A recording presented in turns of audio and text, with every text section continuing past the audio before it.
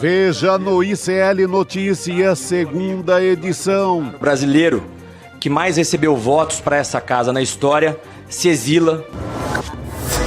Bolsonaro perde mais uma. Seja firme e persistente, encare a vida de frente. STF mantém Xandão, Flávio Dino e Cristiano Zanin no julgamento da denúncia de golpe.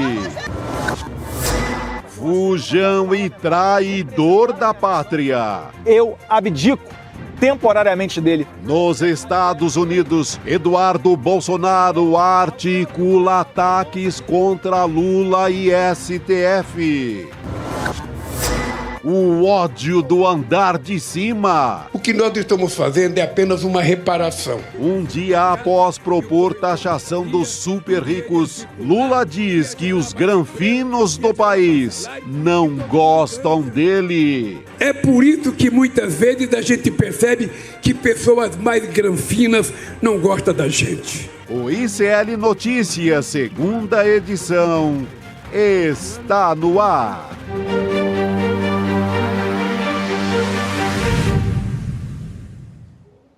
Olá, boa tarde, seja muito bem-vindo, seja muito bem-vinda. Hoje é dia 19 de março de 2025 e começa agora o ICL Notícias, segunda edição. Hoje a gente conversa sobre os principais temas do Brasil e do mundo com Heloísa Vilela, Leandro Demore e também com a Cris Serra. Lembrando que toda a nossa programação, que começa no Desperta e vem até o N2, é transmitida pela Pop TV do Rio Grande do Sul e também pelo canal A Voz Trabalhadora no YouTube. Olá, Chico Sá, é sempre um prazer estar ao seu lado. Boa tarde, Robes, neste dia de São José, talvez o dia mais importante para o Nordeste brasileiro, feriado no Ceará. Boa tarde, comunidade, boa tarde, Elô, já vejo o Elô ali, ó. É isso aí, Heloísa Vilela, boa tarde para você, minha querida. Boa tarde, Robertinha, boa tarde, Chico. Pois é, que dia mais um, né? Porque esse congresso aqui, acho que até o final de 2026 vai dar trabalho, viu? Não tem descanso, Heloísa Vilela. E olha, uma notícia ruim para o bolsonarismo. Hoje o STF formou maioria para manter os ministros Alexandre de Moraes, Cristiano Zanin e Flávio Dino no julgamento da denúncia contra o ex-presidente Jair Bolsonaro e mais 33 acusados por tentativa de golpe de Estado. Xandão, Dino e Zanin integram a primeira turma que vai analisar se aceita ou não a denúncia a partir da próxima terça-feira, dia 25 de março. Estamos aí todos ansiosos por esse dia. O impedimento dos ministros foi solicitado pelas defesas de Bolsonaro e dos generais Braga Neto e Mário Fernandes. Ou seja, o julgamento da denúncia vai mesmo ser feito pela primeira turma do STF, Heloísa Vilela. Martelo batido. Pois é, martelo batidíssimo. E eu acho, Roberta, que mais do que garantir esses nomes específicos na primeira turma para fazer o julgamento, o importante dessa decisão foi que você já teve a maioria, então você não teve tempo de algum dos juízes pedir vistas. Porque poderia acontecer, se batesse na mão de um Cássio Nunes Marques, talvez, ele pedisse vistas. Isso poderia adiar o processo, ou seja, você teria que adiar esse julgamento que já está marcado para a semana que vem, de recebimento da denúncia, para ver se Bolsonaro e os outros golpistas se tornam réus ou não. E isso é tudo que o bolsonarismo quer, ganhar mais tempo, né? Então agora, me parece que essa hipótese afastada, fica garantido o começo desse julgamento com o recebimento da denúncia na semana que vem. Esse risco passou, vamos em frente para ver qual vai ser a próxima tentativa de obstáculo, né, Chico? Não, os caras querem escolher agora os juízes. Não, só pode me julgar esse, aquele outro. Ministro que tenha sido nomeado pelo Lula não pode, pela Dilma não pode, Flávio Dino não pode. Eu quero só o Cássio Nunes Marques. Eu quero. Eu escolho. Eu escolho, só os meus. Não tem. O PCC não pode escolher o juiz que vai julgá-lo em nenhuma instância. A organização criminosa não escolhe o seu juiz. A composição é a que está lá. e vamos para o jogo. Tente se defender, tente fazer uma defesa técnica eficiente e não faça todas essas apostas em aliança com Trump ou em discurso de Copacabana. Tem que fazer uma defesa técnica jurídica bem feita e tentar pelo menos diminuir os anos de cana. Porque é interessante, às vezes você não consegue se livrar de toda a cadeia, mas a ideia de uma boa advocacia, a ideia de um bom advogado é aliviar, né? Aliviar, reduzir o efeito da pena. A pena, nesse caso, que é tentativa de golpe de Estado, é difícil se livrar. Gente, mas vamos diminuir os anos de cadeia. Isso é que se faz numa defesa técnica e jurídica. Agora, esse pessoal fazendo discurso contra o STF, né, dizendo que o STF é o problema, que o STF é censura, que o STF não corta todas as liberdades, eu acho que não é um bom caminho para essa defesa de forma alguma. Acho que eles estão, assim, muito equivocados na estratégia que eles estão usando, sabe? Agora, o fato é que eles estão tentando ganhar tempo, né? Porque, por exemplo, se tivesse pedido de vista, eles ganhariam pelo menos aí 6 meses. Isso. E aí, olhando lá para frente, a gente pensa na contaminação do pleito de 2026 também, né, Elo? Sim. Quanto antes, melhor. Sim. Que é tudo que o STF quer evitar. Por isso que o STF quer fazer esse julgamento esse ano, garantir que termine esse ano, para não poder ser acusado de estar contaminando o processo eleitoral no ano que vem. Eu acho que eles têm toda a razão. Tem que julgar o quanto antes esses caras todos, né? Sim, agora uma péssima notícia para o Bolsonaro é que o mercado, a tal elite brasileira, já escolheu seu candidato. Então, se a elite dependesse do Bolsonaro, mesmo ele inelegível, mesmo ele debaixo desse julgamento do STF, ia haver alguma defesa. E a gente sabe que Fiesp, essas entidades de empresários, elas têm poder. Mas ele está totalmente abandonado por essas pessoas e por esse poder da grana, porque já escolheram o Tarcísio como candidato. Querem forçar o Tarcísio a antecipar a candidatura dele para 2026. E, com isso, o Bolsonaro perde uma defesa muito importante. Ele está abandonado. Tudo que essa elite quer, tchau, Bolsonaro. Pelo amor de Deus, não atrapalhe a candidatura do Tarcísio. O Tarcísio começa a subir nas pesquisas, é o preferido da turma da grana, da turma da Avenida Paulista, Faria Lima, ou do Leblon, ou da Barra da Tijuca. Adeus, Bolsonaro, com essa turma. Sim. O Bolsonaro atrapalha nesse momento, não é uma boa história. Então, ele ter sido abandonado por essa turma é um péssimo sinal. Não haverá mais uma grande torcida, né, por ele, Elô. Ah, com certeza. A gente já vê nas matérias que estão saindo em empresas como Globo, TV Globo, Estadão, Folha, a maneira como ele está sendo abandonado pela grande mídia também. Isso é muito significativo. Perfeito. Agora, eu acho... e da maneira como eles cobriram essa fuga do Eduardo Bolsonaro e tudo isso, foi muito flagrante. Agora, resta para o Tarcísio um jogo delicadíssimo, porque ele, para ser candidato e ganhar, ele também não pode alienar os eleitores do Bolsonaro. Então ele não pode parecer um traidor do Bolsonaro até o último minuto. E a gente não sabe onde vai ser esse último minuto. Até onde o Bolsonaro vai esticar essa corda, né? Então o jogo aí da próxima eleição na direita é bastante complicado. E como o Bolsonaro não pode se eleger, também não sai de cima do muro, né, para não dizer outra coisa, tem uma outra expressão popular que é melhor,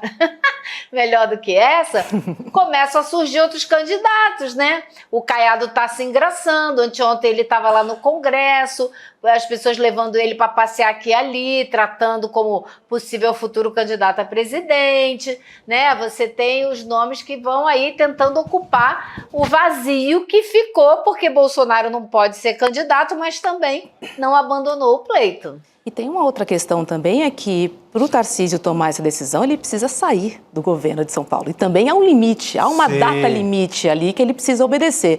Então, assim, tem pressão por todos os lados. Por todo lado. Tem o Kassab que não quer, no momento, ele pode até mudar, mas no momento ele é a favor do Tarcísio ir para o bis, ir para a reeleição, porque aí o Tarcísio abandona mais na frente para ser candidato a presidente e ele vai de vice do Tarcísio e vira governador de São Paulo, que na avaliação dele, ele não é um cara muito popular, é um cara muito poderoso, mas pouco popular de voto.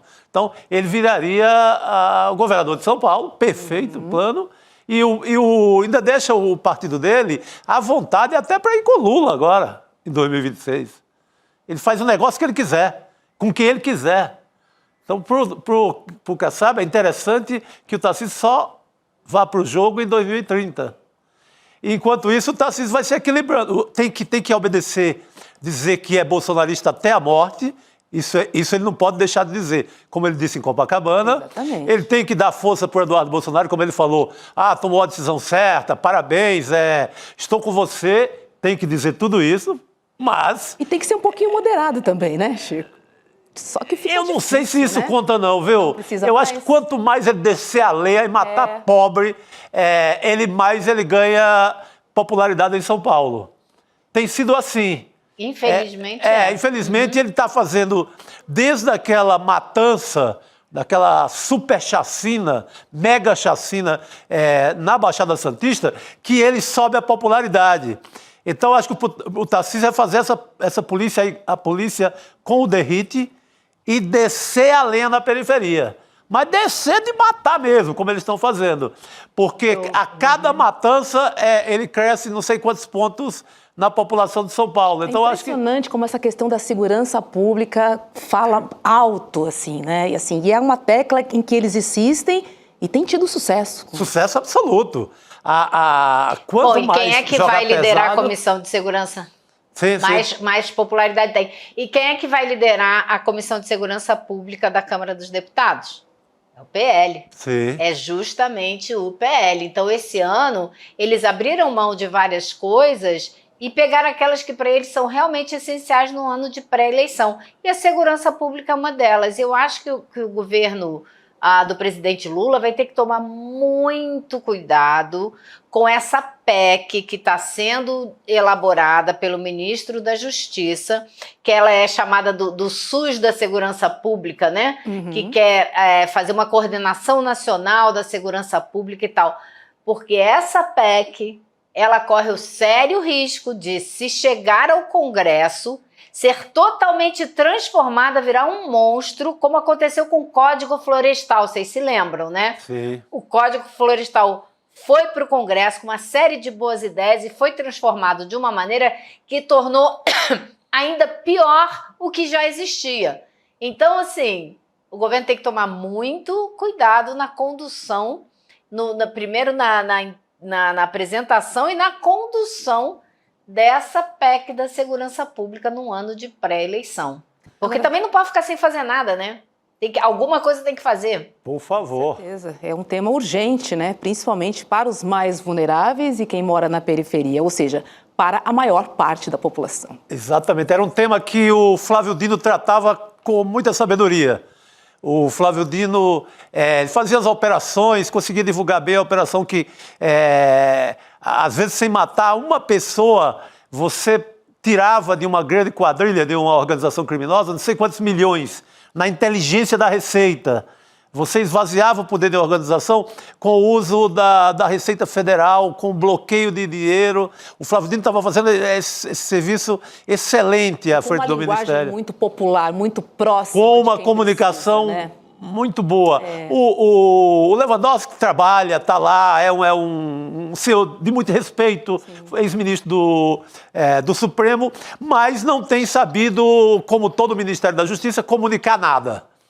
Não comunica que está reprimindo, nem comunica que está... Comunica que está estudando. Gente, estudo para a eleição de 2026, primeiro estudo é na USP, né? Precisamos de ação, né? Pouca teoria nesse caso.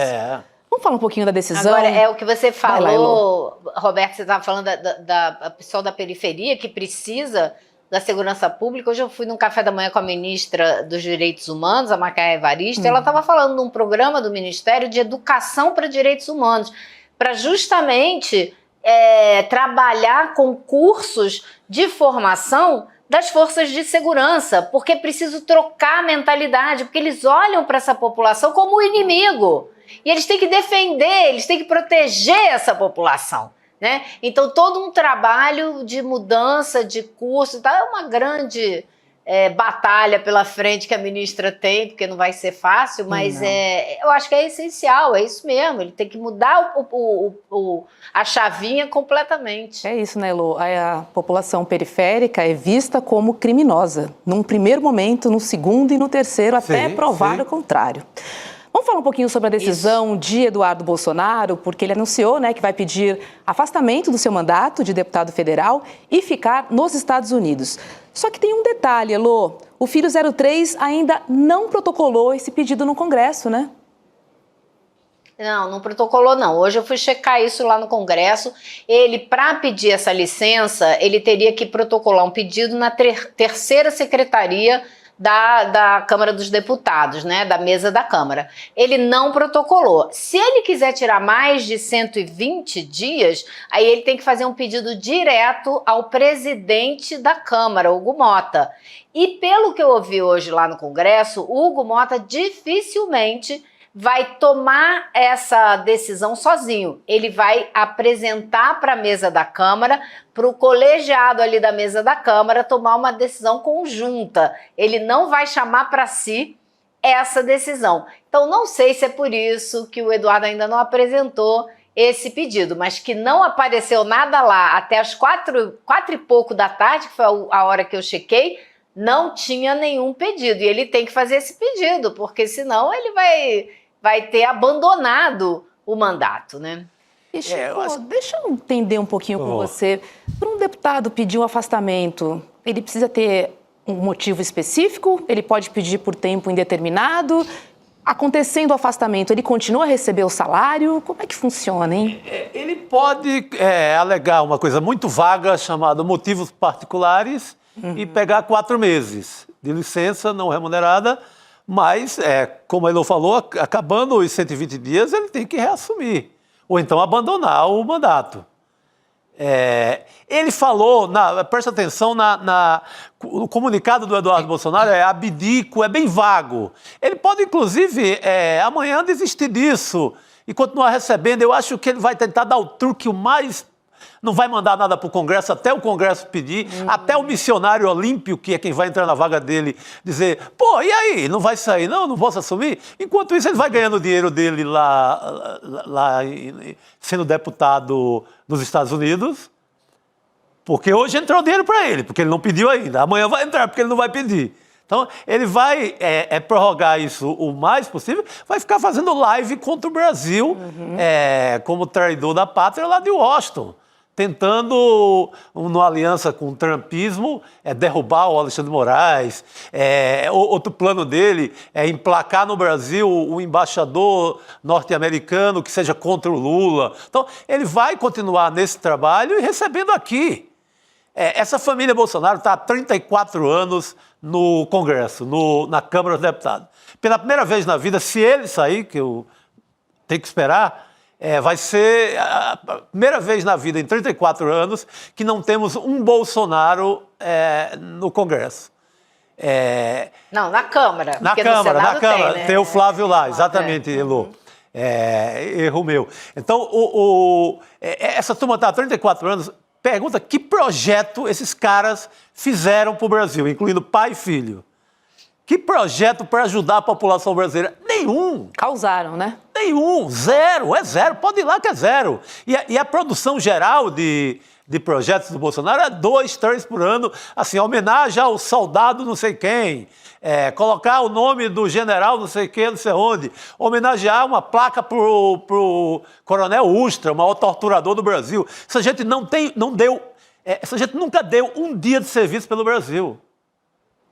Então, esse aí que fugiu, ele vai tentar dar o caô, aplicar o truque, ficar recebendo o máximo que ele puder e fazendo live dos Estados Unidos. Você vai ver, agora, Chico, daqui a uma semana a gente está falando que ele não mandou pedido de licença ainda. Eu não sei até qual é o prazo que ele tem para mandar, né? Agora, uma coisa eu te digo, ontem havia um clima de um pouco mais de euforia, de alívio, de que ele está longe, que ele não vai pegar a Comissão de Relações Exteriores. Mas hoje eu senti de várias pessoas do campo progressista uma preocupação muito maior do que aquele primeiro momento de comemoração de ontem. E a preocupação é com que tipo de trabalho ele vai fazer, especialmente junto às big techs americanas, né, dos Estados Unidos.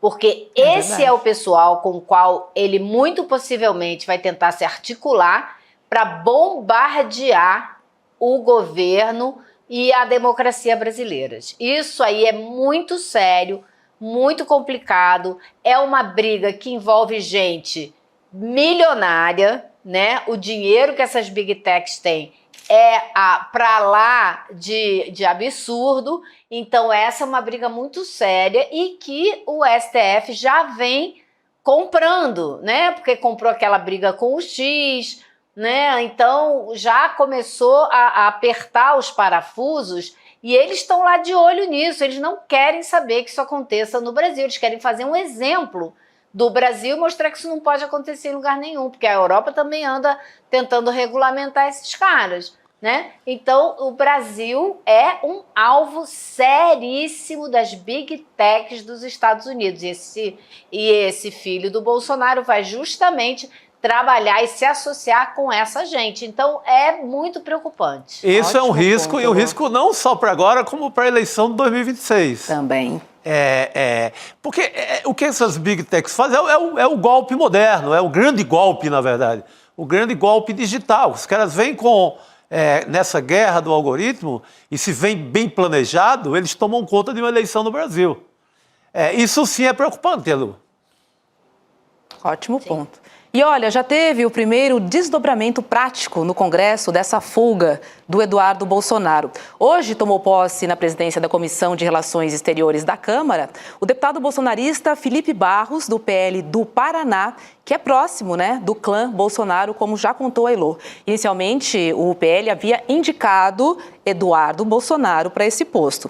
E aí, no seu discurso, Felipe Barros falou em exílio e que o fato de Eduardo Bolsonaro ter saído do país é heróico.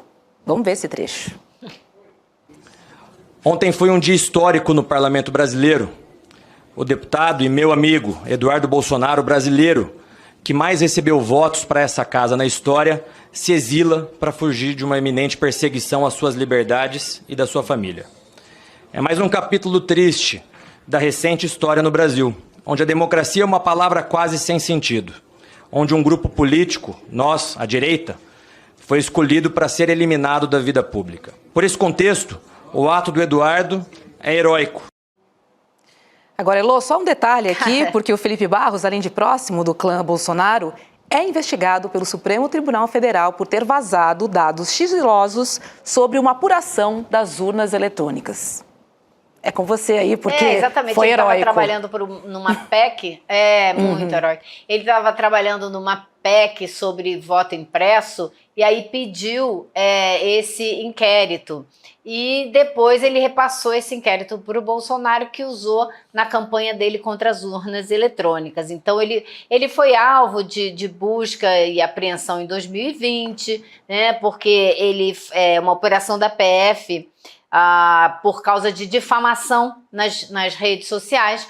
Ele é um cara que desde 2020 já faz discurso contra o STF. Então, assim, ele só não é irmão gêmeo do Eduardo Bolsonaro porque não nasceu do mesmo pai, da mesma mãe, mas é o mesmo DNA golpista, extremista, anti-STF, né, que é a linha de atuação dessa extrema-direita no mundo todo, que é desfazer o Estado democrático de direito, começando pelas leis e começando pela Suprema Corte, né? Primeira coisa que eles fazem. O Trump lá já está começando com esse discurso também, querendo desmerecer a Suprema Corte, querendo dizer que ele tem direito de deminir ministro da Suprema Corte e essas loucuras todas. Então, ele vai trabalhar de mãos dadas com o Eduardo Bolsonaro, não tenhamos a menor dúvida. Não teremos Eduardo Bolsonaro na presidência da Comissão de Relações Exteriores, mas teremos o seu aliado,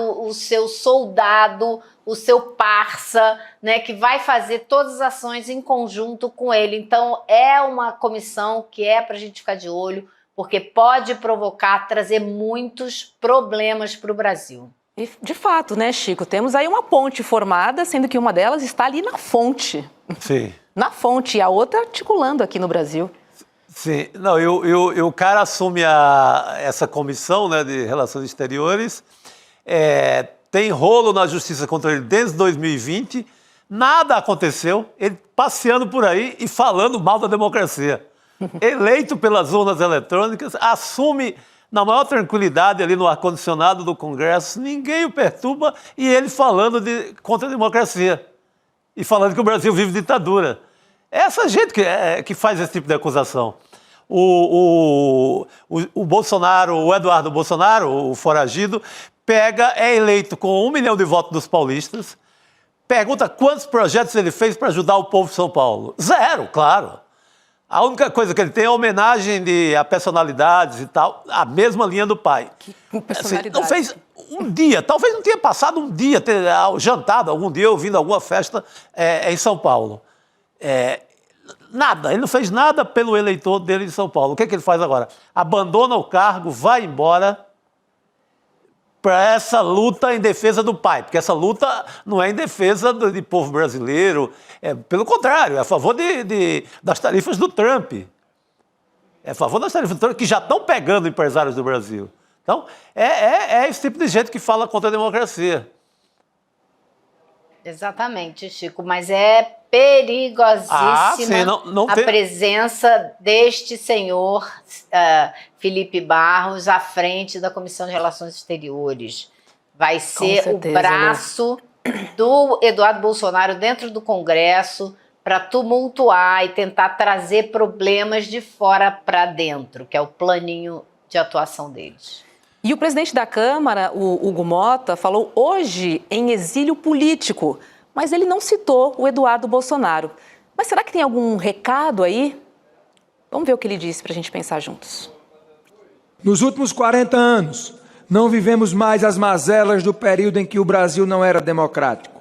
Não tivemos jornais censurados, nem vozes caladas à força.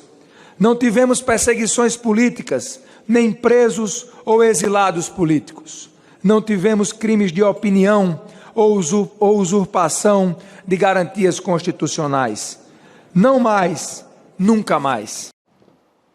E aí, Chico? Vocês viram ali, né? Tava o Barroso e o Sarney, né? Era uma homenagem ao Sarney e é uma homenagem à redemocratização do Brasil, né? Ele acabou respondendo um pouco ao Eduardo Bolsonaro, né? Olha, faz 40 anos que a gente não tem o que vocês estão falando aqui, da tal da ditadura. Mesmo no seu tom moderado e tal, mas o presidente da Câmara acabou dando um recado. Ele que havia dito na posse, no dia da posse, que tinha ódio e nojo à ditadura, para fazer uma homenagem, repetiu o Ulisses Guimarães, depois andou pisando na bola, falando em anistia para essa mesma turma que ele está mandando recado agora. Então, ele fica para lá e para cá, mas hoje ele foi firme nesse discurso. Ele sempre que fala da redemocratização, ele é muito claro. E eu acho que, assim, fica um recado para quem está tentando vender uma imagem de que existe uma ditadura no Brasil. Pelo amor de Deus, a oposição extremista fazendo comício na praia de Copacabana, não existe ditadura onde caiba, né, esse tipo de manifestação. Então tem que ter muita cara de pau para falar uma coisa dessa. Então eu acho que isso... o Hugo Motta, ele entende isso com clareza. Eu acho que o que ele faz é deixar dúbia um pouco essa ideia da anistia, porque ele foi eleito com uma quantidade de votos tão absoluta, né, tão grande dentro da Câmara, que obviamente ele fez um aceno para a extrema-direita, dizendo que se esse projeto da anistia chegasse, ele daria a tramitação devida dentro da casa. Então, eu não duvido, em momento algum, que ele paute essa matéria, uma vez ela chegando na mão dele. Ele pode muito bem pautar, dar a ela o segmento regimental, passando pelas comissões, né? E ela, infelizmente, Se a gente contar os votos, ela tem chance de ser aprovada na Câmara dos Deputados, mas até onde a gente sabe, ela será barrada e não será sequer pautada no Senado Federal, porque o presidente da Comissão de Constituição e Justiça, o Otto Alencar, falou que é totalmente... Ele disse para mim, não tem isso, esquece, não pauto, eu não discuto essa matéria, eu engaveto. E o presidente do Senado, Davi Alcolumbre, também já disse que não vai levar adiante. Então, a gente pode ver aí uma situação em que essa matéria seja discutida e até seja pautada e votada na Câmara, mas barrada no Senado. O melhor de todos os mundos é que ela não vá adiante já de cara na Câmara dos Deputados, mas a gente não sabe se existe uma correlação de forças suficiente para impedir que isso aconteça. E olha, o professor João César de Castro Rocha, ele fez hoje no ICL Notícias, primeira edição, uma análise bem interessante dessa estratégia do Eduardo Bolsonaro de falar em asilo político nos Estados Unidos. Ele explica também por que o Xandão virou alvo da extrema-direita no Brasil e no mundo. Vamos ver. Não esqueçamos que o primeiro ataque violento contra o Alexandre de Moraes não veio de nenhum brasileiro. Veio do Elon Musk, através do X. Por quê? Eu vou propor aqui uma hipótese para a nossa reflexão. Me parece que o ministro Alexandre de Moraes estudou de maneira bastante aprofundada a principal técnica eleitoral da extrema-direita transnacional. Qual é a principal técnica eleitoral da extrema-direita? Consiste, em se apropriar de símbolos do campo progressista e alterar radicalmente o seu sentido, apropriando o símbolo e esvaziando a política do campo progressista. Por exemplo, o Eduardo Bolsonaro recorre à figura do asilo político. Nós não devemos cair na armadilha de questionar o asilo político. O asilo político é fundamental, é um estatuto internacional que implica que subjetivamente você se sente perseguido. Você então pede o asilo, mas aí você precisa apresentar provas objetivas da perseguição. Por isso o Demore falava muito bem. Quando um Estado aceita conceder asilo político, o Estado está dizendo claramente para a comunidade internacional que a impressão subjetiva de perseguição tem dados objetivos que a confirmam.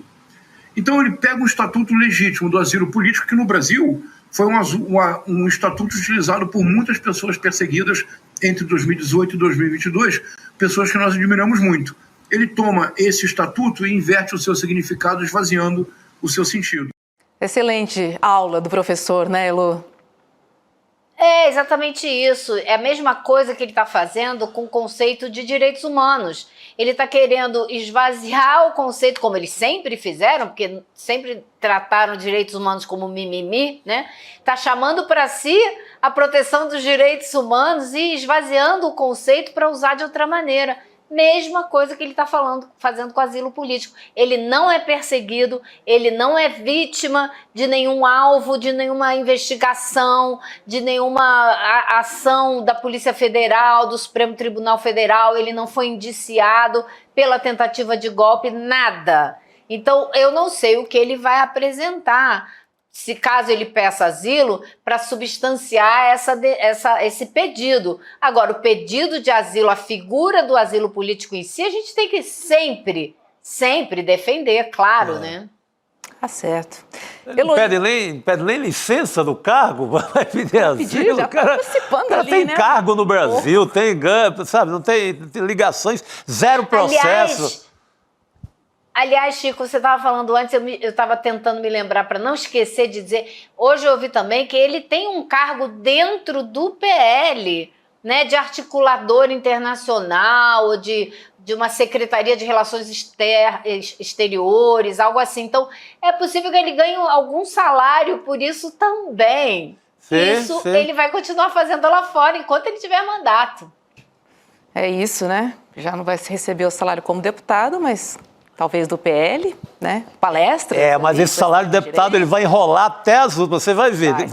Hoje, passado o dia, continua recebendo. Eu vou ficar de olho aqui quando ele vai abrir mão desse salário.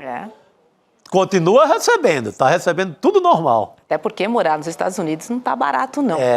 Heloísa Vilela, obrigada e uma ótima noite para você. Até amanhã. Para vocês também, pessoal. Até amanhã. Obrigado, Elô. Era a pergunta que a gente estava fazendo, né? De que vai viver Eduardo Bolsonaro nos Estados Unidos? A gente vai entendendo aí com o passar do tempo. Rodrigo Viana, chega mais. O homem do ICL urgente. Hoje deu para tomar um café? Deu? Ô, garoto. Sim. Acompanhando aqui os comentários de vocês, a conversa com a Heloísa Vilela, de que vai viver Eduardo Bolsonaro, né? Fritar hambúrguer. Ontem ele se enrola numa resposta à Folha. No mínimo ele mostra que esse dinheiro é complicado e que a origem... Ele fala o seguinte, ele fala que tem uma reserva... Ele fala vagamente lá onde eu morei, onde morou lá nos Estados Unidos. Tem uma reserva que recebeu uma ajuda, um dinheiro do PL, deve ser desse cargo aí, e meu pai também vai me ajudar. Mandar um pix. Mandar uma parte daquele dinheiro, do rendimento daqueles 17 milhões que ele pegou dos bestas, né? Isso é uma parte... Agora, Chico, além dessa questão do que ele vai viver, né? Eu vi essa fala é muito boa, né? Do Castro Rocha e a Ilô, vocês comentavam, como que a extrema-direita se apropria de determinadas coisas, de determinados termos, de determinados conceitos, esvaziando completamente o sentido. Eu fiquei imaginando, sabe, hoje eu fiz até um exercício, se a gente fizesse ao contrário com eles. Até fiz uma postagem no Twitter sobre isso. Porque o Jair Bolsonaro foi, no antigo Twitter, né, no X, o Jair Bolsonaro foi no dia do impeachment, do golpe contra a Dilma, e louvou o torturador Brilhante Ustra. Sim. Depois o filho dele, o Bananinha, que chorou, que estava ontem chorando debaixo da mesa, vestiu a camisa do Brilhante Ustra. Que é um torturador, Roberto. Um cara que colocava criança dentro da sala de tortura para ver os pais sendo torturados. E eu fiz assim, como é que a gente podia devolver isso para o Bolsonaro, mas não da maneira como eles faziam. Então, Alexandre Brilhante de Moraes, o terror da família Bolsonaro, sem pau de arara, sem tortura, só com a lei, Xandão provoca o choro dos fujões. Jair e Dudu até mudam de voz, lembrando a música do Bezerra da Silva.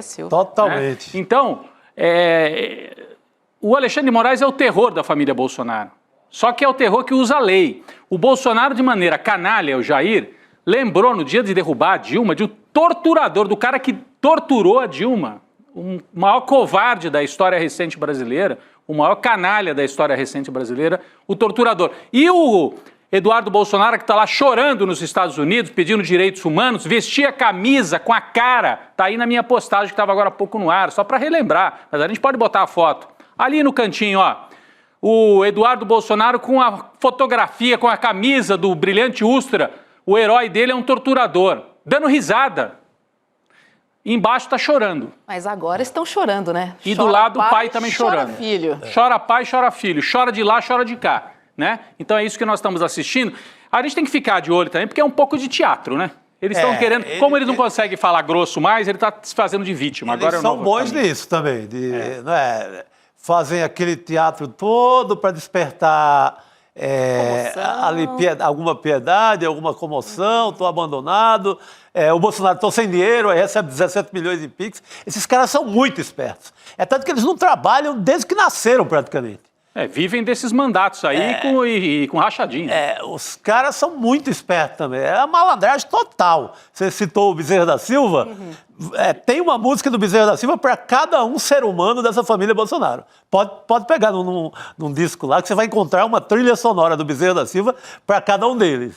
Porque é tudo causeiro. Tudo causeiro. Você com o revólver na mão é um bicho feroz, né? Sem ele, sai rebolando e até muda de voz. Malandro é malandro e mané é mané. Temos várias. Tá tudo nessa família, cara. Tá tudo aí. Ó, vamos continuar a falar, né, dessa guerra entre o bolsonarismo e o STF. E agora vamos receber Leandro Demore para participar desse papo com a gente. Oi, Demore. Boa noite para você. Seja bem-vindo.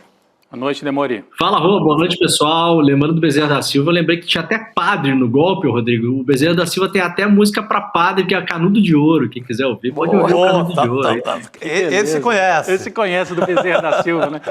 Quem é que disse que mora lá no interior do Rio Grande do Sul, mas está de olho no samba?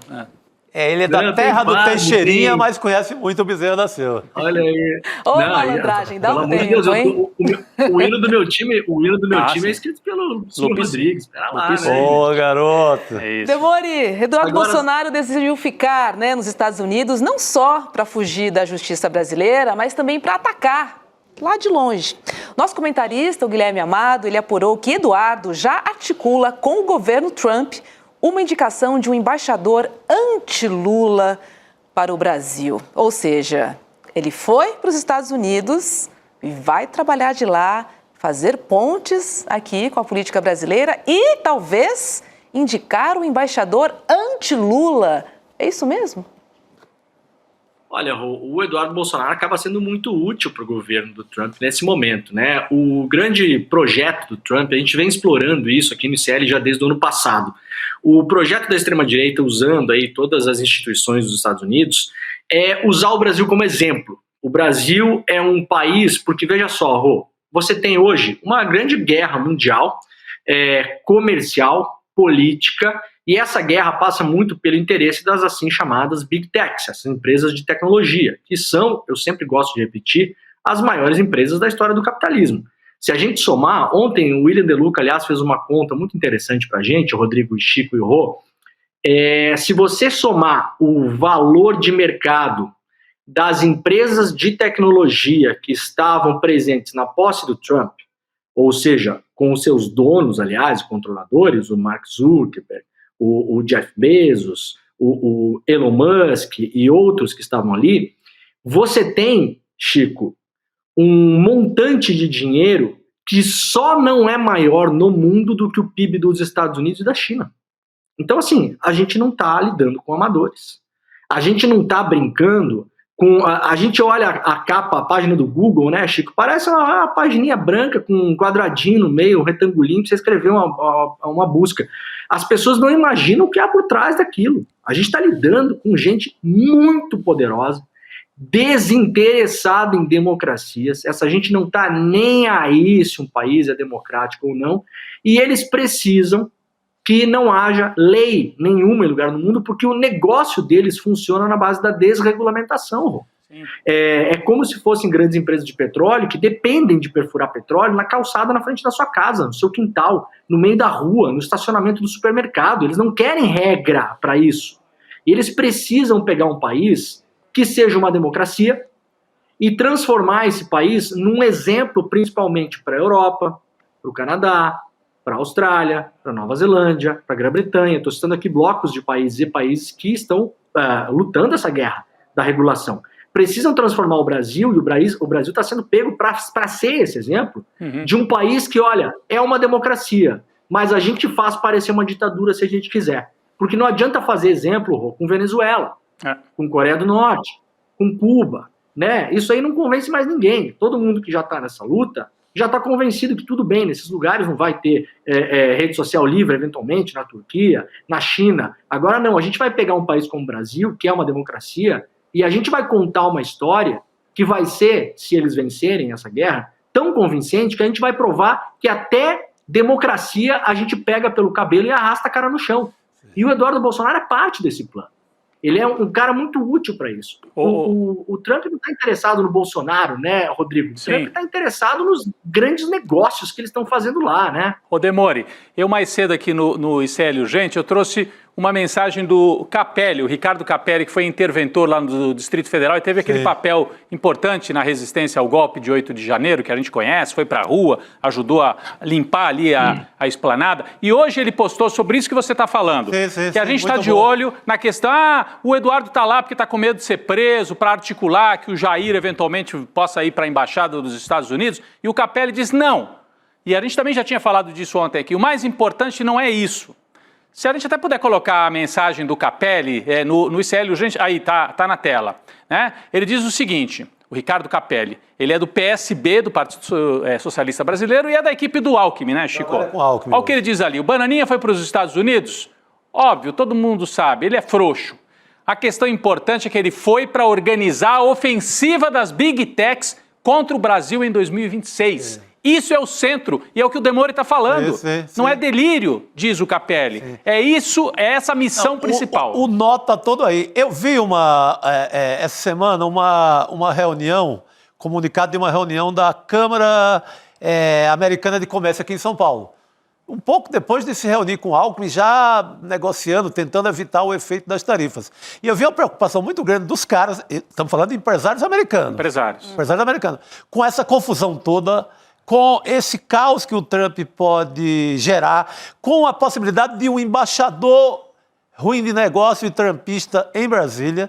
A preocupação deles e o comunicado deles é o seguinte, temos quase 4 mil empresas americanas no Brasil. Mandamos... entre 2015 e 2024, 59,2 bilhões de dólares só em lucros. Lá para os Estados Unidos. Empresas dos Estados Unidos. Então, eles lucram aqui e mandam para lá. Não tinha isso na nota, porque era uma nota muito cuidadosa e técnica, que tinham acabado de encontrar com o Alckmin, mas pelo amor de Deus, não vão complicar essa coisa. Começa um conflito, você tem quase 4 mil empresas norte-americanas no Brasil.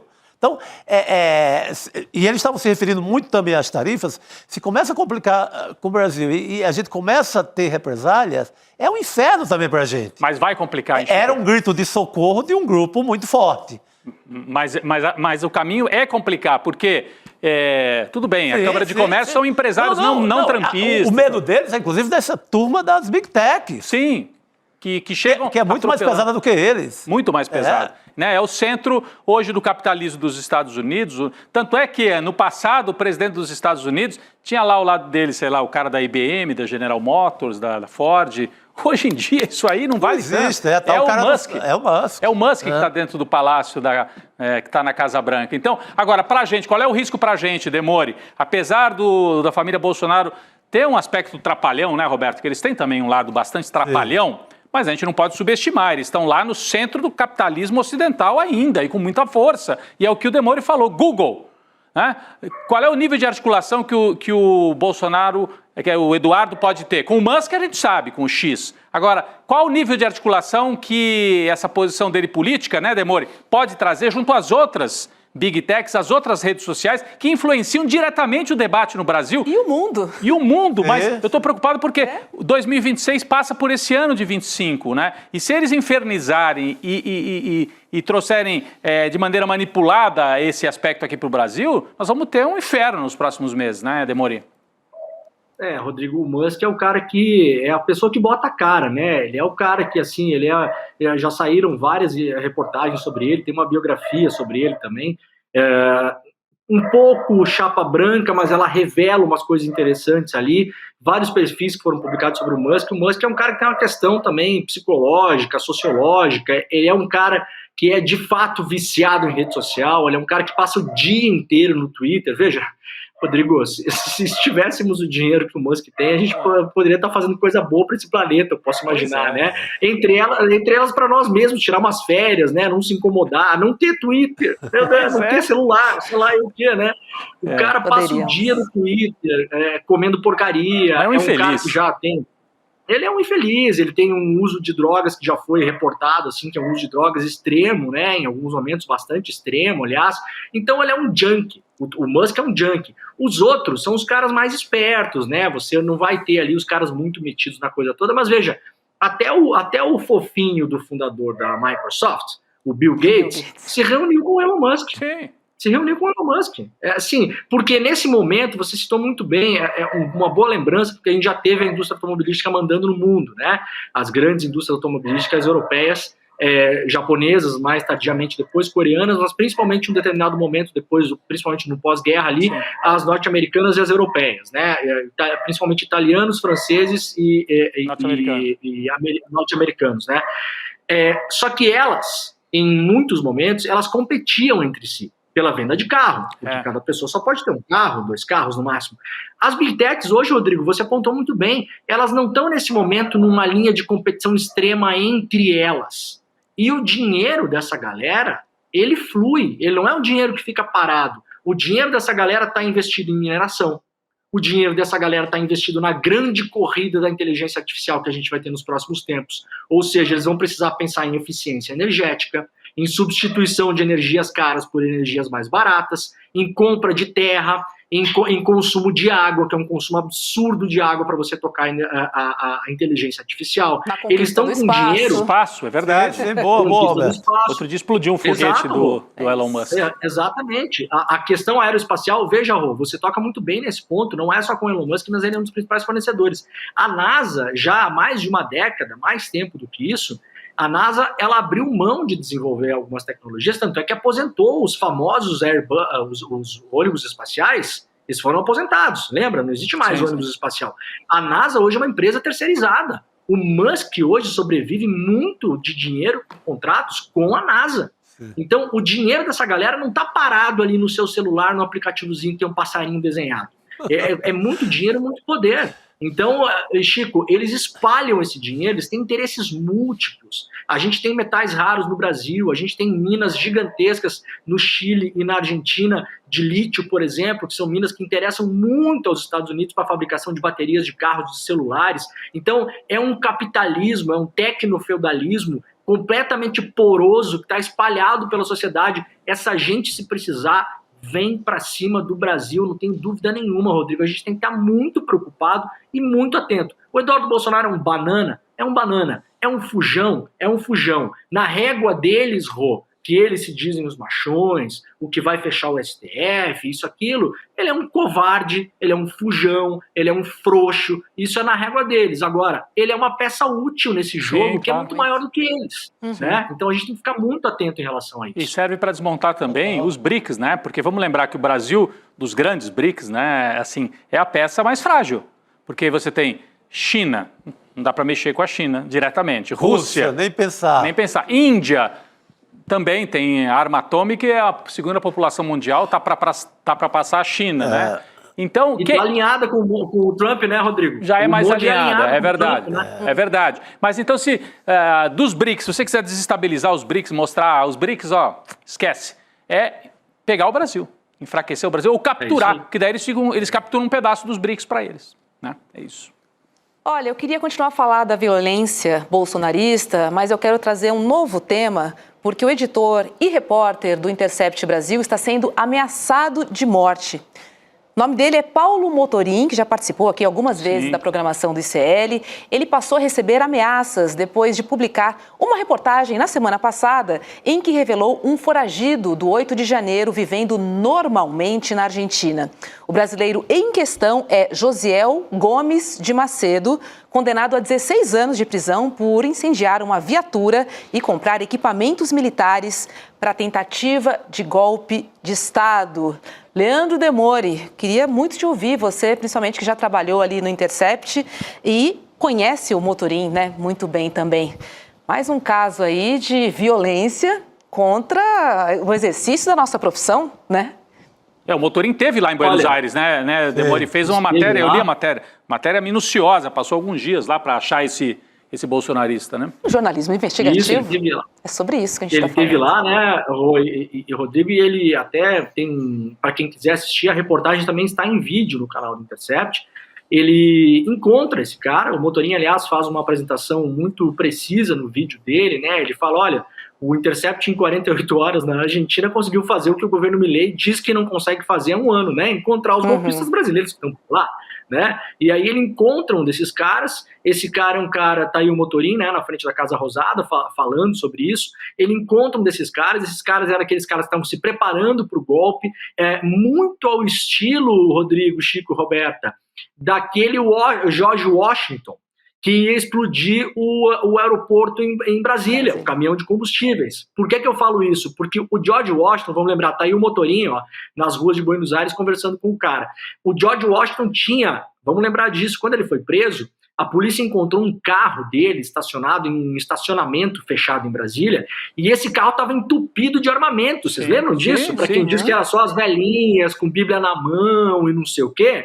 E o George Washington, em depoimento para a Polícia Civil do Distrito Federal, ele falou que assim que ele explodisse o caminhão, para explodir o aeroporto de Brasília, segundo mais movimentado do Brasil, na véspera do Natal, ele, com aquele ato, ele esperava ter uma ordem que fosse do Exército, do presidente Bolsonaro, na época, que seja uma GLO, um estado de sítio, e ele pegaria aquele carro, Rodrigo, e distribuiria as armas para os acampados na frente do quartel em Brasília. Sim. Então, o papinho de Bíblia na mão, esse cara de Buenos Aires também estava comprando equipamento militar, segundo a reportagem do Motorim. E sabe o que ele estava fazendo lá, Roberto?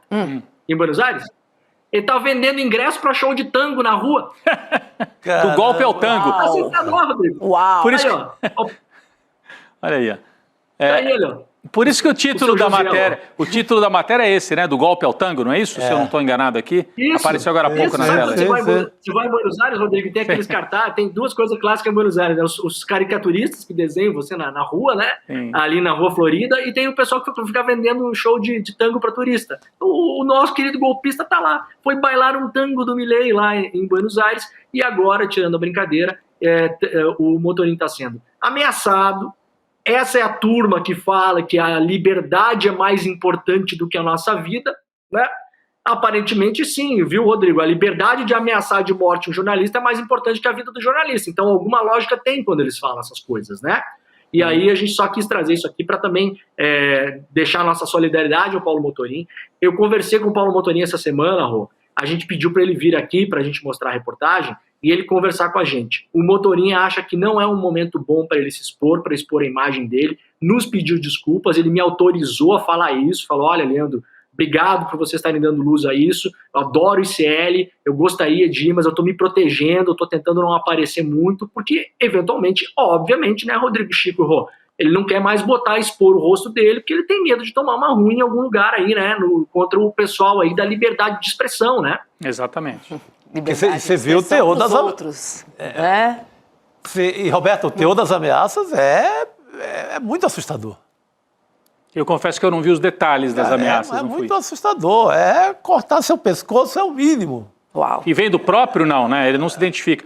Não é o próprio bolsonarista de Buenos Aires. É a gangue ali associada a essa turma, né? É a gangue. Turma.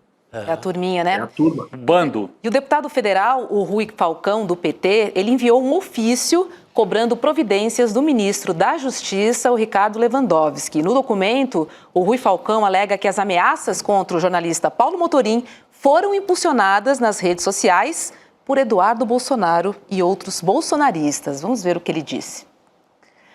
Logo após a divulgação dessas informações de interesse público, tanto das autoridades do sistema de justiça criminal como da própria sociedade brasileira, vários criminosos iniciaram uma campanha de ódio e de ameaças diversas contra o jornalista Paulo Motorim nas redes sociais e em outros meios de comunicação, que foram potencializados por publicações do deputado Eduardo Bolsonaro e de grupos de comunicação ligados ao chamado bolsonarismo, ou seja, o que acontece é que o bolsonarismo acaba propagando, né? Acaba amplificando toda essa mensagem e aí o ódio está instalado nas redes sociais, né? Assim, é um toque, assim, é um apito e tudo acontece. O ódio. Então, né? a nossa solidariedade, né? Nossa solidariedade. Ao Paulo Motorim. Parabéns pelo trabalho. Eu li a matéria, eu não sabia que tinha tudo registrado em vídeo também, eu tinha lido só o texto. Estou recebendo aqui de um amigo que está nos acompanhando, falando, é sensacional o material do Motorim. É excelente. Todo mundo deve acompanhar o material escrito no Intercept, o material em vídeo, né? Enfim, tá recomendando muito e a gente presta solidariedade. Excelente jornalista e que está sendo ameaçado por esse bando.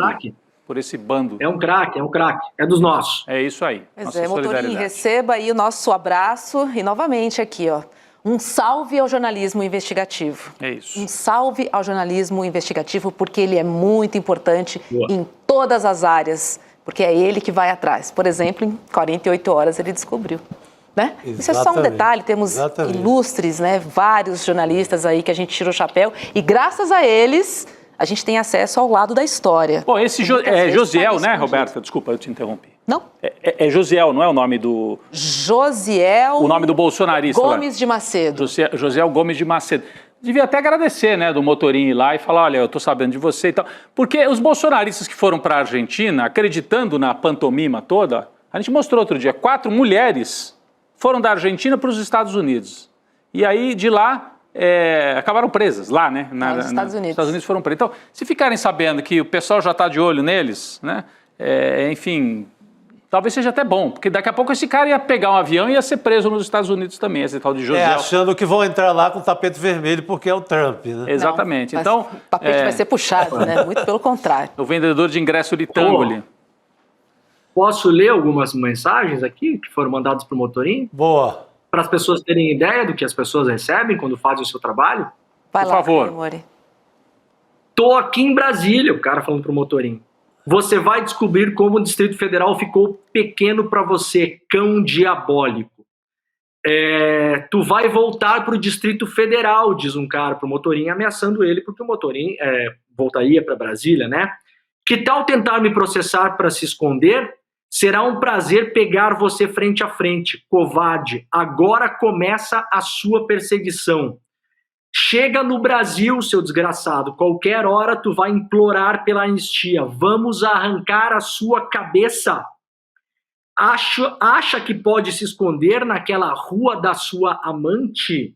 Vagabundo nazista, filho da Pi. Você vai morrer, seu desgraçado. Vamos atrás de ti e arrancar a sua cabeça. Esse é o pessoal da liberdade, de Deus, da família, da igreja, né? Esse é o pessoal, viu, Rodrigo? Não, é o pessoal que agora está pedindo direitos humanos. Coitado, estão chorando. Então, assim, não dá para ter um segundo de pena em relação a essa gente que atacou os prédios lá em Brasília. Se tivessem ganho no 8 de janeiro, tinham ido para cima de todo mundo, tinham, assim, agredido quem pudessem, né? Tinham explodido o aeroporto, estão ameaçando o jornalista. E aí vem o Eduardo Bolsonaro, faz parte desse caldo todo aí, chorando, covarde, ficando lá nos Estados Unidos, enquanto a turma dele agride o jornalista que está trabalhando aqui no Brasil e na Argentina. É uma gente, assim, perigosa, ainda bem que foram derrotados em 2022. Olha, outra pessoa está recebendo ameaças, tá? É o professor Reginaldo Nasser, da PUC. Nasser foi alvo de mensagens de sionistas nos banheiros da universidade que fica aqui em São Paulo, na Zona Oeste. Detalhe que ele é o único professor de origem árabe no Departamento de Relações Internacionais da PUC. Olha, é um cerco, assim, são notícias que a gente dá aqui, assim, e que são revoltantes, honestamente falando, assim, porque a gente não vê um limite dessa gente, assim. Eu não consigo, dentro de um ambiente universitário também. Não é a primeira, exatamente, eu ia falar isso, não estamos falando do ambiente de universidade. Exatamente, sabe? Não é na milícia não lá escondido nas redes sociais, não. Não é no grupo lá de milicianos da Baixada Fluminense, para citar uma área de concentração de milicianos. Não, é na PUC de São Paulo. Não é a primeira ameaça, hein, Demore, que o professor Reginaldo Nasser sofre por se posicionar contra o massacre cometido pelo Estado de Israel contra os palestinos, né? Ele é um professor, enfim, é de origem árabe, mas um homem cuidadoso, sério, que faz análise, escreve livros, né? Tem posições, claro, políticas, como todo mundo tem, e não é a primeira ameaça que ele sofre dentro da PUC. A gente espera que tenha a solidariedade dos colegas e que se descubra quem é que está fazendo esse tipo de ameaça. O Reginaldo Nasser já esteve várias vezes com a gente aqui fazendo comentários sobre o Oriente Médio, sobre política internacional de uma maneira geral. Agora, Demore, dentro de um ambiente acadêmico, né, vai exatamente contra tudo o que a gente possa imaginar, assim, realmente é impressionante.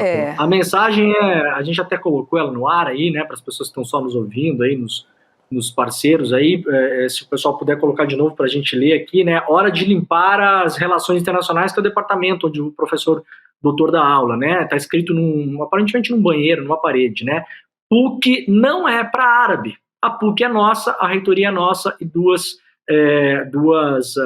estrelas de Davi desenhadas, né, para além de tudo é lamentável, a gente não consegue sair desse buraco, dessa escuridão, né, a gente tenta muitas vezes aqui, todos os colegas que acompanham a produção dos programas aqui no ICL, para a nossa comunidade que não sabe disso, muitas vezes é muito difícil até trazer pessoas para falar sobre certos temas. Veja, eu acabei de falar de um colega nosso, o Paulo Motorim, que é um jornalista experiente, falando, não, gente, prefiro não ir, vou dar um tempo, prefiro não aparecer. Muitas vezes a gente tem dificuldade em conseguir pessoas aqui para falar de temas mais delicados, né? Esse tema do genocídio na Palestina, na Cisjordânia toda, não só na faixa de Gaza, é um dos temas. As pessoas que se colocam nisso, eu acho curioso, viu, Rô? Porque muitas vezes as pessoas falam assim, vocês ficam falando essas coisas, né? Nesse caso, o tema da Palestina, por exemplo, né? É só lacração, viu, Rô? Ou, vocês ficam falando isso porque vocês querem aparecer, ou, tá falando nesse tema para surfar a onda do hype do momento. Gente, vamos ser bem claro aqui, quando a gente fala sobre esse tipo de coisa, ganha-se muito pouco se expor em relação a isso, hein, Rodrigo? Olha, a nossa vida estaria muito mais... A vida do Paulo Motorim seria muito mais tranquila se ele tivesse acompanhado um Boca River em Buenos Aires, meus amigos. É um custo muito alto, né, Demore? É um custo realmente muito alto. É uma escolha, Rô, é uma escolha ética, moral, é uma escolha de, muitas vezes, de compaixão, de você achar, veja, eu não tenho descendência árabe, não tenho descendência palestina, assim, não é nenhuma coisa que toca a minha família, né? Eu fui conhecer famílias palestinas mais intimamente depois desse último ataque sórdido que teve contra Gaza, depois do genocídio, que muitas pessoas vieram falar comigo, vieram agradecer o trabalho que o ICL faz. Agora, a gente, se fosse analisar pelos lucros e ganhos da sociedade capitalista, Roberta, a gente estaria falando de qualquer outra coisa, pelo amor de Deus. Sim. Então, quando pessoas corajosas, como a Clemecha, que é nossa entrevistada aqui com frequência também, o Walid, que é outro cara super corajoso, nosso entrevistado com frequência aqui também, o Reginaldo Nasser, essas pessoas não precisariam estar botando a cara delas, poderiam estar vivendo a vida delas e fazendo a militância delas em silêncio, e cada um fazendo o que pode, cada um fazendo o que consegue, porque ninguém tem a obrigação de ser herói do mundo, não, gente. Ninguém tem a obrigação de querer mudar as coisas e colocar a própria vida em risco. Então, deixar claro aqui que essas pessoas são, sim, os heróis do cotidiano, essas pessoas são os heróis do cotidiano, sim, se arriscam, são pessoas importantes, e o ICL presta um agradecimento aqui ao Nasser, ao Walid, à Clemecha e a todas as pessoas que estão aqui sempre tocando nesses temas caros e educando e ensinando a nossa audiência também para que a gente possa aprender com eles. Aproveitando que você falou em heróis, é hora de descobrir a diferença entre o comum e o extraordinário no programa de formação esportiva PEX, que é Psicologia do Esporte e Ciência da Superação. É que nós reunimos os maiores esportistas e lendas para ensinar como você pode encontrar a sua melhor performance e superar os seus limites. E aí, nesse programa inédito no Brasil, você vai ter aulas com grandes atletas como Joana Maranhão, que eu sou fã, até porque pratico natação, é o esporte do momento. Vou competir com o Edu Moreira. Joana Maranhão, pernambucana fantástica. Ô Chico. Joana é uma ex-nadadora brasileira e que marcou a história da natação no país. Ela é especialista, era especialista em provas de medley e competiu em 4 Olimpíadas e quebrou vários recordes nacionais. Mas, além dos feitos na piscina, a Joana se destacou por sua postura firme e pelo seu ativismo. Ela denunciou um caso de abuso sexual triste que sofreu na infância pelo seu treinador, o que resultou na criação de uma lei, a Lei Joana Maranhão, que ampliou o prazo de prescrição para crimes sexuais contra crianças e também adolescentes. Então, vem aprender com lendas do esporte como Joana Maranhão. E descubra também, sobre as PECs na aula inaugural, que vai acontecer no dia 30 de março, às 8 da noite, que tem, além de Joana Maranhão, tem Mark Ellen, Marco Schultz e Edu Moreira nesse timaço. Mas você precisa garantir a sua vaga. Corre lá em icln2.com.br. Olha, gente, é tanta estrela junta na mesma tela que eu não sei se vai segurar, viu? Juro, Meu Deus só do céu. tem fera em variados esportes, na verdade. Mas como é interessante, porque é o que a gente traz à nossa vida, essa perseguição ao esporte e esse ativismo que o esporte provoca, além da sua atividade fim. Ele é maravilhoso e a gente tem aqui expoentes de várias modalidades. Ô Demore, a gente não pode dar tanto spoiler, mas nesse caso aqui a aula é sobre esporte, mas é sobre superação, enfrentar limite, porque superatletas lidam com limites que às vezes eles mesmos se impõem ou que vêm do esporte. Então, esta conversa é sobre o esporte, sobre o trabalho mental também, Chico, que é feito por atletas nesse nível. E interessa para todo mundo. Se você corre, faz um esporte, se você... Não precisa ser um superatleta, mas se você está ali, estou pensando em correr 5 quilômetros, nunca correu. Como é que é o preparo mental, além do preparo físico, para você chegar lá? Então, tudo isso vai estar nessa aula, certo, Demori? O esporte, o Rodrigo, ele é um grande preparador para o dia a dia, né? Muitas pessoas perguntam para a gente, como que você aguenta, como é que você toca o seu dia a dia? Eu falo tranquilamente, assim, eu toco meu dia a dia com a cabeça muito de esportista. Eu já pratiquei judô, já pratiquei escalada, rapel de cachoeira, jogo futebol, faço musculação, natação, faço paraquedismo. Aliás, esse final de semana eu vou estar no sábado saltando no Rio Grande do Sul. E assim, isso ajuda muito você, porque o esporte, né, Rodrigo, ele é um constante aprendizado e um constante calcular de riscos e benefícios que você está ali fazendo, né, em qualquer esporte que você faça. Então, essa super aula que a gente vai dar agora, que é para um programa que o ICL está criando, não é uma coisa só para você virar esportista, não, para você que é esportista ficar melhor no que você faz. É para você conseguir organizar a sua vida mesmo, seu dia a dia, as suas relações de trabalho, as suas relações amorosas, as suas relações de amizade, você conseguir ter aquela velha história, né? Mente sã, corpo são, você levar isso até as últimas consequências. Então, olha, é sensacional. Aliás, quero mandar um abraço para a Joana Maranhão, que é uma pessoa espetacular. A Joana, ela é outra pessoa que arriscou muito da carreira dela em fazer a denúncia que ela fez. Hoje ela vive na Alemanha. Encontrei a Joana numa conexão no ano passado, se eu não me engano, em Frankfurt. A gente estava indo para lugares diferentes. Eu estava voltando para o Brasil, ela estava indo para o Chile para fazer uma palestra, porque ela está lançando em vários países do mundo capítulos dessa organização que ela representa no mundo todo agora, que é uma organização para conscientizar atletas, sobretudo atletas mais jovens, para que elas entendam o que é abuso, para que elas consigam denunciar abuso, para que elas fiquem de olho nisso e consigam ter uma vida plena dentro do esporte sem serem abusadas pelas pessoas que estão em volta delas, seja treinadores, seja preparadores, seja médicos, seja pessoas de clube, seja profissionais de marketing. Então a Joana Maranhão está fazendo um trabalho no mundo inteiro, baseado na Alemanha hoje, em relação a esses casos de abuso também. Então esse programa que a gente está lançando agora vai ser um programa só com gente, Roberta, de nível AAA. Exatamente. Maravilha. E muito é interessante, né? Porque a vida do atleta é feita de mais derrotas do que vitórias, né? Então essa superação que é aplicada no esporte, a gente pode trazer para a nossa vida. Acho que essa força mental ela é importante, principalmente nesses momentos que a gente está vivendo aqui. Deixa eu trazer a próxima pauta para a gente conversar, porque tudo indica que a proposta de Lula de taxar os super ricos vai enfrentar resistência no Congresso. Isso está acontecendo porque, para compensar a isenção de quem ganha até R$5 mil, né, por mês no imposto de renda, Lula mirou os super ricos e indicou a criação de uma taxa mínima para aqueles que ganham a partir de R$600 mil anuais. E aí, na Câmara, Hugo Mota já sinalizou que, em vez do imposto aos super ricos, planeja compensar a isenção com cortes de incentivos tributários.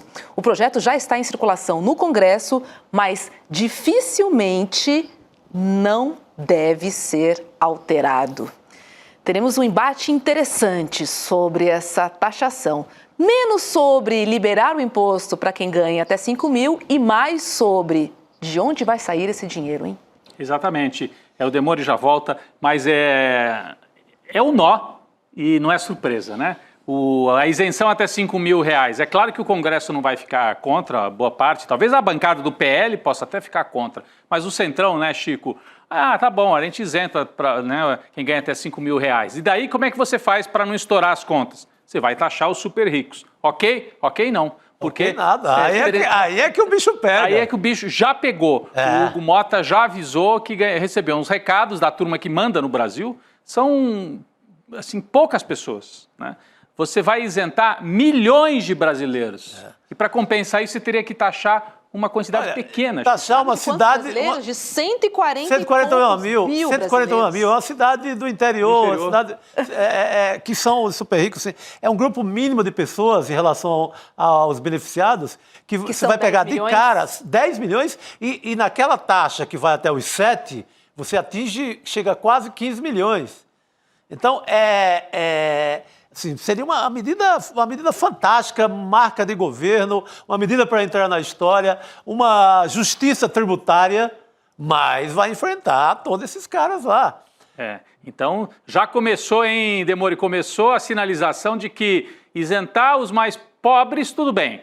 Mas sem mexer, não vamos essa coisa desagradável de rico pagar imposto, não vamos colocar isso na mesa. Não, isso aí é desagradável. Não, né? É que o grande medo deles, viu, Rodrigo, começa nisso, né? Veja, essa tributação que vai ter, para quem ganha muito, eu estava dando uma olhada ontem nas regras, né? Vai começar a partir de pessoas que ganham até 600 mil por ano, essas não terão nenhum tipo de nova tributação, tá? É mais ou menos esse o cálculo que se faz. Quem ganha acima disso, começa uma tributação pequena e progressiva, que vai até 10%. Mas assim, Chico, para ser tributado com esses 10% novos, teremos que todos ter o salário de Chico Sá, que não é o caso, né? Então assim... Na vida passada, quando eu trabalhava em outro lugar. Em outros lugares, né, Chico? Agora ele cometeu uma cachorrada com você, Chico. Como jornalista? Sério mesmo? Não. Mantém o personagem, Chico Sá, mantém o personagem. Vamos manter. Então, assim, é muito salário. Agora, o nó não é esse, viu, Rodrigo? O pessoal da direita aí tá com medo. Eu andei conversando com uma pessoa ontem que é empresário, já foi deputado, hoje já não tá mais na política. Eu falei, pô, mas vocês não querem dividir nada, né? Aí a pessoa deu risada, né? Falou, Demori, esse negócio do salário aí, isso aí até não pega ninguém, porque hoje vocês acabaram de falar, 150 mil pessoas. Isso aí não vai pegar ninguém, vai pegar meia dúzia de pessoas. O Congresso não vai se debater por essas pessoas. A questão é o seguinte, o que é que vem depois? Se eventualmente passa isso, Rodrigo, o grande medo dessa turma aí é a tributação de lucros e dividendos. É nisso que eles não querem falar. Então hoje quem tem uma empresa pequena sabe, né? Se você tem uma empresa, você sabe que chega lá no final do ano, você distribui lucros e dividendos para sua empresa, e esses lucros e dividendos no Brasil, aliás, um dos poucos países do mundo, se não me engano, são 6 ou 7 países no mundo, que esse dinheiro é isento de imposto de renda, zerado, né? O que acontece no Brasil? Nós, que agora sem a brincadeira, né, a gente não vai ser pego por uma medida de taxação de lucros e dividendos.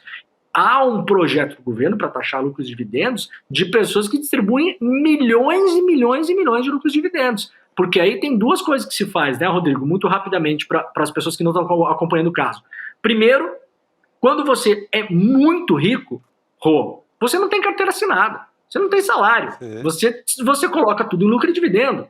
Ele chega lá no final do ano, a sua empresa distribui, por exemplo, a sua empresa tem uma cadeia de supermercado, né? Um grande atacadista desses do Brasil, aí, Pão de Açúcar, Grupo Zafari, sei lá o quê. O Grupo Zafari fatura por ano 6 bilhões de reais, 6, 7 bilhões de reais. A família Zafari está quase toda lá dentro trabalhando. Um é diretor de marketing, um é diretor de administração, outro é não sei aonde, outro mora não sei aonde, outro faz importação e exportação, outro cuida das fazendas, outro isso, outro aquilo.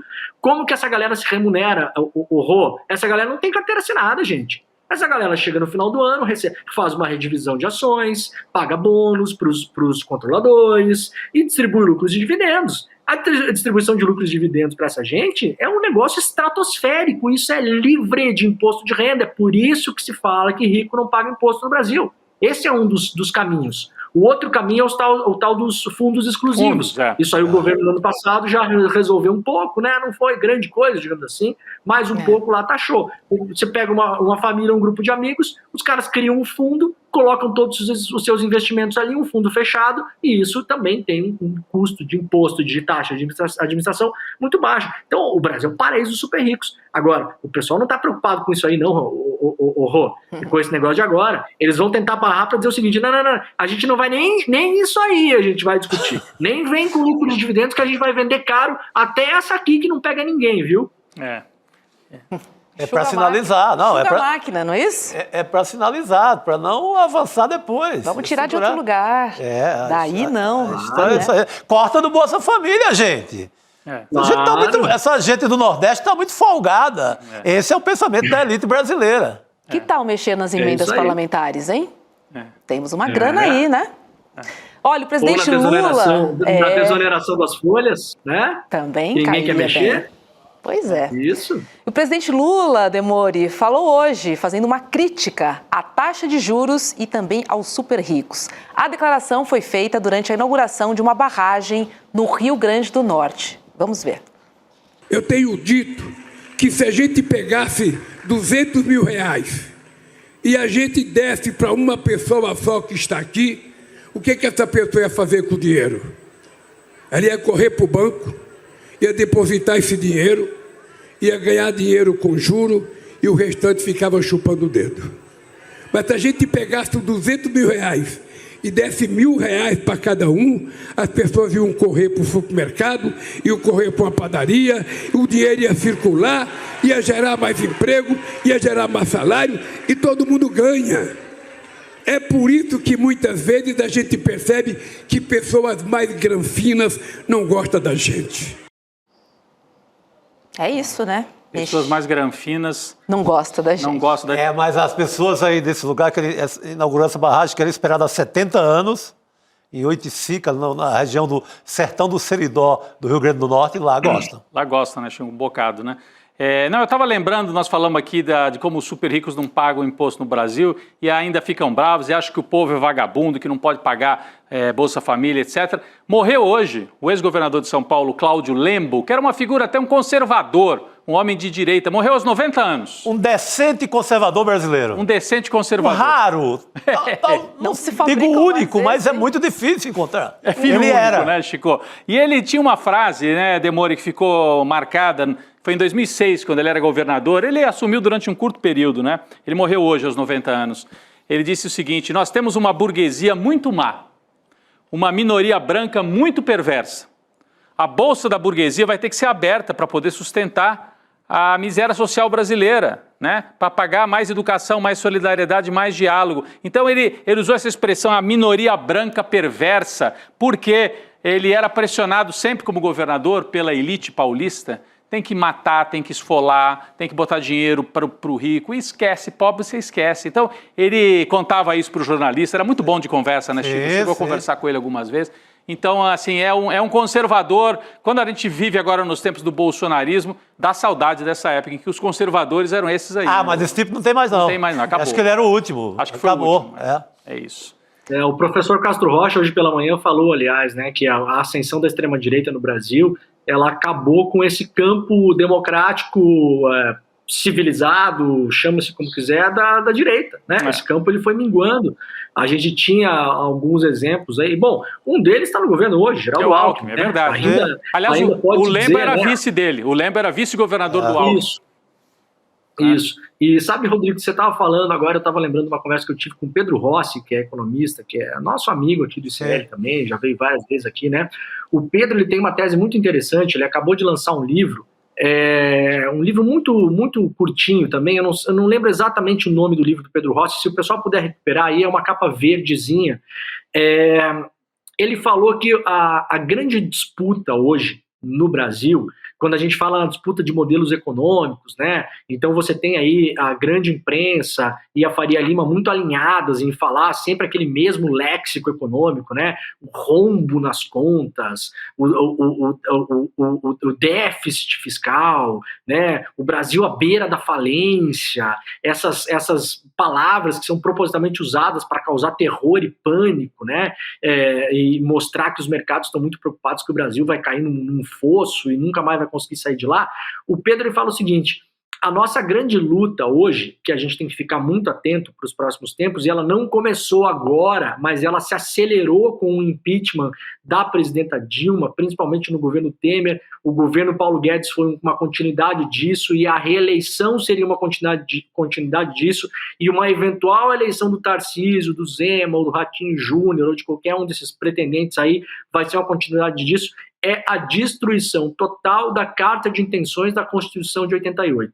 A nossa Constituição é ela que demanda, Rodrigo, a maneira como a gente gasta o nosso dinheiro. O Pedro fala isso. Ele fala, olha, a Constituição é um momento que o Brasil parou ali para debater como que a gente ia querer gastar o dinheiro que o Brasil ia arrecadar. Então a gente tinha um país na mão, em frangalhos depois da ditadura militar, um país super endividado, porque foi endividado pelos militares na época, né, endividado em dólar, a gente ainda passou por poucas e boas, né, governo Sarney, governo Collor, aí, ó, Brasil em disputa, uma nova história da economia brasileira, esse aí. Muito bom, o livro é muito fininho, até para pessoas que não conhecem muito economia, assim, é fácil de entender. E em disputa por quê, Rodrigo? Porque essa é a disputa, segundo o Pedro. É a disputa entre pessoas que querem manter o legado e as intenções da Constituição de 88 e pessoas que querem destruí-lo. A Constituição de 88 é o nosso manual de como gastar dinheiro. O que ela diz lá? É obrigação gastar dinheiro com a educação. É obrigação gastar dinheiro com o SUS. É obrigação universalizar o acesso à água. É obrigação... Então, ela manda os políticos, ela não dá espaço para o político escolher, por exemplo, que o Brasil seja um país ultraliberal. Você precisa destruir a Constituição. E o Pedro fala que o grande marco desse recomeço de destruição é a reforma trabalhista do Temer. Justamente aquela reforma que destruiu boa parte das intenções dessa nossa Carta Magna. Muito interessante esse debate, viu, Rodrigo? Enquanto você estava falando aí do Lembo, eu fiquei lembrando, né, da elite perversa, da elite má. Então me levou essa memória do livro do Pedro Rossi. E olha, meninos, agora há pouco o Copom do Banco Central anunciou um aumento da taxa Selic de 1 ponto percentual. Foi de 13,25 para 14,25. E aí os maiores veículos de jornal do país já estão comparando esse novo ajuste fiscal com o auge da crise do governo Lula.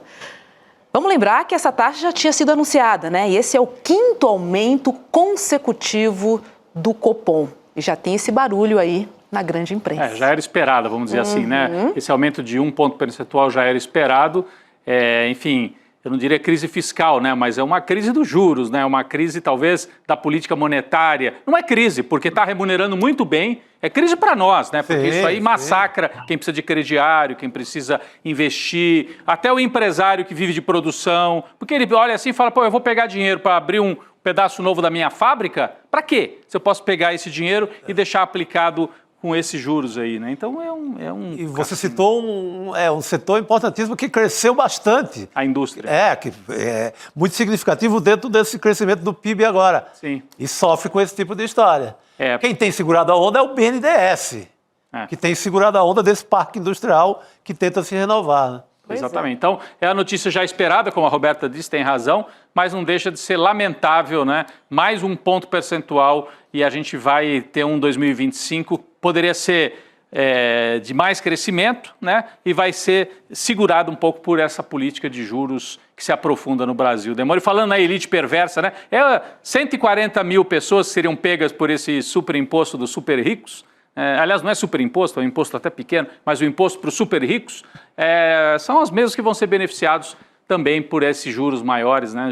Ganham dinheiro com aplicação nos papéis do governo, né? Vai tudo para o CDB desse povo aí agora. Para quem tem, né? Vende. Quem não tem, não consegue. Né? Tesouro direto. Errou. Título do Tesouro não tem imposto, né? É livre de imposto também. Então, no exemplo que o Lula deu aí, dos 200 mil reais, se você colocar 200 mil reais hoje em título do Tesouro a 14,25, no final do ano você vai ter 30 pau na sua conta sem ter feito nada. Então, para que você vai aplicar isso em outro lugar? Vai investir a risco num negócio para gerar emprego, para ter que trabalhar? Não vai fazer isso. E 200 mil reais é dinheiro baixo, né, gente? Vamos combinar, né? 200 mil reais é dinheiro de nada dessa elite perversa, né? É isso. É isso. Quem tem fica feliz, porque está rendendo sem fazer nada, mas quem não tem e precisa, não consegue, né, acessar, simplesmente assim. Leandro Demore, obrigada, viu? E uma ótima noite para você. Beijo. Valeu, Demore. Obrigado, gente. Valeu, beijos. Valeu, querido.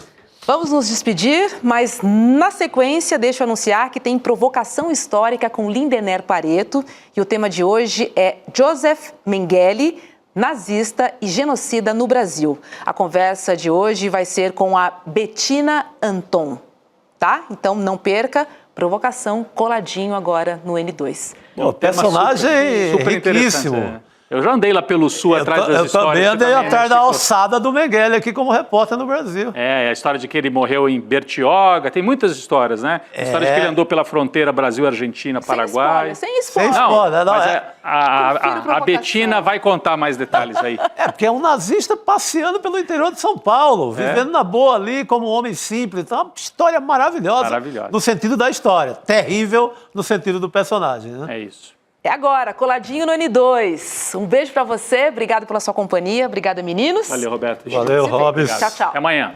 Quem nunca teve vontade de jogar tudo pro alto e desistir? Eu, sinceramente, umas 3 vezes por semana tenho. É brabo, né? E cada um enfrenta desafio, dificuldade numa área diferente da vida. Eu acho que uma maneira da gente superar isso é através do esporte, através dos ensinamentos que os esportes trazem para a nossa vida. A gente resolveu fazer um grupo que vai aprender com os maiores profissionais do esporte do mundo e, além disso, vai estar junto ali, tendo programas de treinamento, tendo aulas, tendo um acompanhamento para poderem caminhar nessa direção da superação pessoal. Esse programa começa no dia 30 de março, às 8 horas da noite, com uma aula inaugural aberta com Mark Allen, o maior triatleta de todos os tempos.